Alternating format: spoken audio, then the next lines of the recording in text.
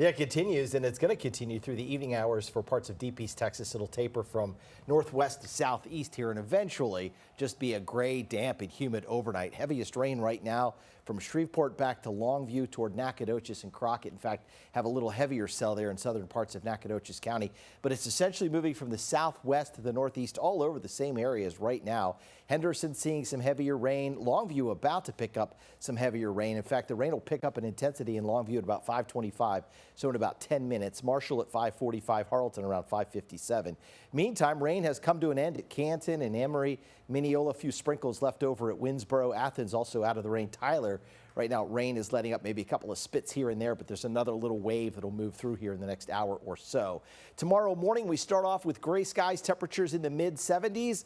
High school football tomorrow night, what does that look like? Well, there are a couple of isolated thunderstorms around the area, so can't rule out a delay, but I don't think any of the games will get canceled due to the rain. And then Saturday morning, a couple of isolated showers around daybreak. They move away.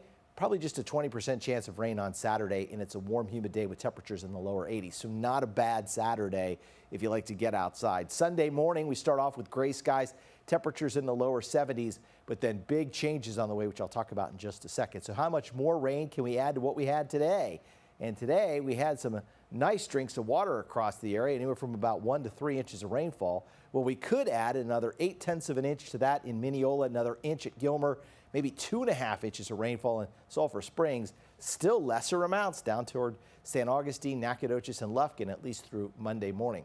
Current temperatures are in the upper 60s to low 70s. We look back to the northwest, and there is plenty of cold air, and that cold air is going to come surging in our direction. And as it does, we're going to see quite a change, and that change really starts to arrive here Sunday afternoon as temperatures plunge into the mid-50s and may drop all the way Monday morning down into the lower 40s and recover only to about 46 or 48 degrees Monday afternoon. Halloween forecast still looks like it'll be spooky with some chilling clouds and a temperature around 50 degrees and a northeast wind at about 10 miles an hour. Allergy index today, once again, the mold spores were on the high side as they were rocketing up thanks to all that rain. All right, tonight, thunderstorms likely, especially this evening and especially over deep East Texas.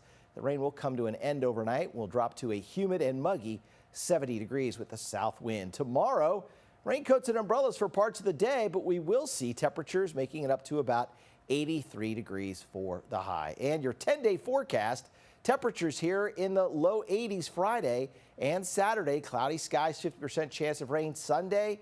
Rain and cold weather on Monday. This is crock pot and chilly weather if I've ever seen it. 90% chance of rain. 47 for the high, 53 on Halloween with a morning chance. It clears off by the afternoon.